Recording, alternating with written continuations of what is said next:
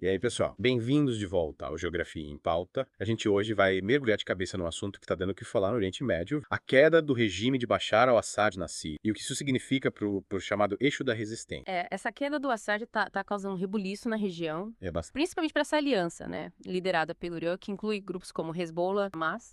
A pergunta é, essa aliança já vinha, né, enfrentando percalços, será que vai se manter? Sem a Síria. Sim, e o que isso significa? A gente vai tentar desvendar junto com vocês as complexidades dessa situação. Vai tentar entender o que está acontecendo por trás das manchetes e quais as implicações, né, dessa reviravolta geopolítica. Mas, para começar a análise, acho que é importante a gente entender, né, gente, que é esse tal de eixo da resistência. Para quem não está familiarizado com o termo, o eixo da resistência é basicamente um grupo de países, né, e organizações que se uniram em oposição ao Ocidente, especialmente aos Estados Unidos e a Israel.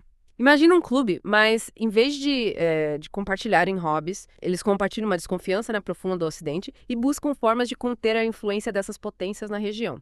A Síria, o Hezbollah no Líbano, a Hamas na Palestina, os Houthis no Iêmen, milícias xiitas no Iraque, Afeganistão, Paquistão, todos fazem parte dessa rede, cada um com suas próprias motivações e interesses. Uma rede bem complexa, né, com atores de vários cantos do Oriente Médio, mas me corrija se eu estiver errado, que realmente une todos esses grupos a uma oposição ferrenha ao Ocidente. Exatamente. Tá. Eles se veem como uma força de resistência, né, contra a presença e influência principalmente dos Estados Unidos e de Israel na região, e a Síria, né, antes da queda do Assad, desempenhava um papel crucial nesse. Falando na Síria, ela era tipo a peça-chave desse eixo, né? Sem dúvida, a Síria era essencial para o Irã, né, um grande líder, né, desse eixo. Era através da Síria, penso como se fosse um corredor estratégico, que o Irã conseguia enviar armas, dinheiro para os seus aliados, principalmente para o Hezbollah no Líbano. Era uma rota vital para manter essa influência iraniana na região. E pelo que eu li, manter essa rota não saia barato, né?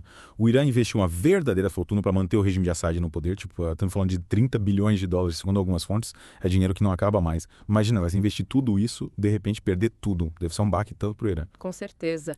30 bilhões de dólares é um investimento pesado. E agora, com a queda do Assad, fica aquela pergunta: quem vai pagar essa conta? O ex-deputado iraniano Bahram Parsaei, ele até questionou publicamente. Quem vai arcar com essa dívida agora? E a gente não tem essa resposta ainda.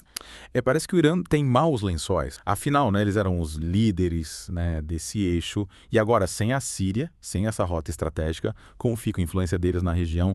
A queda do Assad foi um golpe duro, né? Com certeza. Imagina você ter uma rede de alianças, né, bem estruturada e, de repente, um dos seus membros mais importantes sai do jogo. É claro que isso causa um desequilíbrio, uma fragmentação. Sem o corredor sírio, o fornecimento de armas para o Hezbollah, por exemplo, fica comprometido. E o Hezbollah já estava enfraquecido depois de 14 meses de conflito. É como se o Irã tivesse perdido, né, um braço direito nessa briga. Parece que o Irã tá mesmo perdendo terreno. Mas e agora? O que eles vão fazer? Vão ficar de braços cruzados, sentindo a sua influência diminuir na região?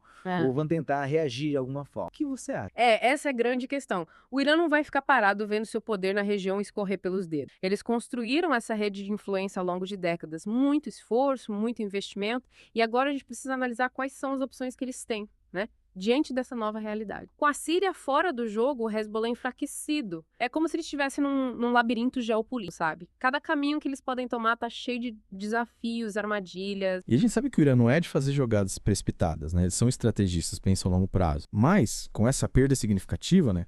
Qual que seria o próximo passo mais lógico para eles? Fortalecer os laços com quem sobrou do eixo. Faz sentido. Uma das opções seria realmente investir ainda mais nos grupos que continuam leais ao eixo, né? Os Houthis no Iêmen, por exemplo, continuam sendo um aliado importante para o Irã. Mas pense bem, isso significaria colocar mais lenha na fogueira de um conflito que já está custando caro para o Irã, né? Tanto em termos financeiros quanto em vidas humanas. É verdade. A gente não pode esquecer que a economia iraniana está fragilizada pelas sanções impostas pelos Estados Unidos, né?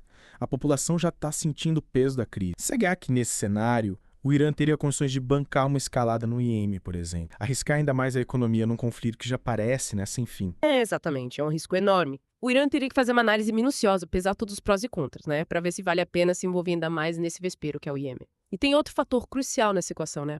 O risco de um confronto direto com a Arábia Saudita, que lidera a coalizão militar contra os Houthis. É verdade, a rivalidade entre Irã e Arábia Saudita é histórica, né? Uma disputa por poder e influência que já dura décadas. Qualquer passo em falso pode inflamar ainda mais a região, né? Transformar um conflito localizado em algo muito maior, muito mais perigoso. Sem dúvida. Por isso que a situação é tão complexa, tão delicada. O Irã precisa de com cautela, com estratégia, mas também não pode se mostrar fraco, né, vulnerável. É como um jogo de xadrez, onde cada movimento precisa ser cuidadosamente calculado, prevendo as reações do adversário. É como se o Irã estivesse em xeque. E falando em xeque, a gente não pode deixar de lado o programa nuclear iraniano. Como essa crise no eixo da resistência, essa perda de poder, de influência, pode impactar as decisões do Irã em relação ao seu programa nuclear? Essa é uma pergunta-chave. O programa nuclear é a carta na manga do Irã, né? Um trunfo poderoso que eles podem usar de diversas maneiras. Pode ser uma moeda de troca em negociações com o Ocidente, uma forma de pressionar por acordos mais favoráveis, ou até mesmo um elemento de suasão, para mostrar que eles não se curvam facilmente às pressões internacionais. E a gente sabe que o Irã já deu alguns sinais de que está disposto a retomar o enriquecimento de urânio a níveis mais altos, né? Caso da ameaça. E essa seria uma linha vermelha para a comunidade internacional, passo que poderia aumentar consideravelmente a tensão na região e reacender o medo de um conflito de proporções, né? E a gente não pode esquecer que o Irã já desafiou as resoluções da ONU em relação ao seu programa nuclear no país. Eles argumentam que tem o direito de desenvolver tecnologia nuclear para fins pacíficos, mas a comunidade internacional, principalmente os Estados Unidos e seus aliados, enxergam esse programa com muita suspeitando que o objetivo final seja a construção de armas nucleares. Esse impasse em relação ao programa nuclear iraniano já se arrasta por décadas, né? E com essa crise no eixo da resistência, com o Irã se sentindo acuado ou pressionado, essa questão nuclear ganha ainda mais relevância, mais piso, né, na geopolítica global. Exatamente. É um elemento que adiciona mais uma camada de complexidade, né? Esse xadrez geopolítico. O Irã pode se sentir tentado a usar o programa nuclear como uma forma de projetar força, né? De mostrar ao mundo que não vão se intimidar diante das adversidades. É como se a gente estivesse num jogo de xadrez geopolítico, com cada jogador tentando antecipar os movimentos do oponente, calculando riscos, benefícios, buscando o melhor resultado para os seus interesses. É isso mesmo. O Irã precisa pensar em cada passo, né? Em cada jogada, para não acabar numa situação ainda mais complicada. E o Ocidente também precisa agir com cautela, com inteligência, buscando soluções diplomáticas para essa crise, evitando que a situação escale para um conflito aberto com consequências imprevisíveis para todos os envolvidos. E agora a gente chega naquela parte da nossa conversa que é um verdadeiro exercício de futurologia. O futuro do eixo da resistência e o impacto da queda do Assad no Irã a longo prazo. A gente viu que o Irã investiu pesado nesse eixo e agora está sentindo o baque da perda de um aliado fundamental. Mas o que será que o futuro reserva para essa aliança? Será que ela vai se dissolver completamente ou o Irã vai conseguir dar a volta por cima e manter influência na região? Tentar prever o futuro é sempre um desafio, né? A gente não tem bola de cristal. Mas a gente pode usar as informações que a gente tem, analisar os fatos e tentar traçar, né, alguns cenários possíveis. Porque a gente sabe que o Irã está numa encruzilhada geopolítica. Eles perderam um aliado crucial, estão enfrentando uma série de crises, tanto internas quanto externas, e precisam tomar decisões estratégicas que vão definir o futuro deles. E a gente viu ao longo da nossa conversa que essas decisões não são nada fáceis, né? É como se o Irã estivesse jogando xadrez num tabuleiro, cheio de peças que se movem de forma imprevisível, né? Eles têm que levar em conta a pressão dos Estados Unidos, a rivalidade com a Arábia Saudita, a situação econômica do país, a insatisfação da população e, claro, o programa nuclear, que é uma peça-chave nesse jogo todo. Com certeza. O programa nuclear é um fator de peso que adiciona, né, mais uma camada de complexidade a essa equação. O Irã pode usar ele como uma ferramenta para fortalecer a posição no cenário internacional como uma forma de mostrar que não vai ceder às pressões. Mas isso também pode ter consequências negativas, como o aumento das sanções, o isolamento do país. E a gente sabe que o Irã já deu alguns sinais de que não vai hesitar em retomar o enriquecimento de urânio a níveis mais altos se considerar necessário. Isso, como a gente já discutiu, seria um sinal de alerta para a comunidade internacional, né? Um passo que poderia levar a um aumento significativo das tensões na região. Exatamente. O Irã está numa posição delicada e precisa calcular cada passo com cuidado. Eles podem tentar manter o eixo da resistência vivo, mesmo sem a Síria, buscando fortalecer os laços com outros aliados, né? Como os Houthis no Iêmen. Mas isso exigiria um grande esforço e investimento, no momento em que a economia iraniana já está bastante fragilizada. Outra opção seria adotar uma postura mais pragmática, buscando uma reaproximação com o Ocidente, negociando o fim das sanções, focando em resolver os problemas internos. Ou seja, o Irã tem algumas cartas na manga, mas precisa usá-las com sabedoria, né?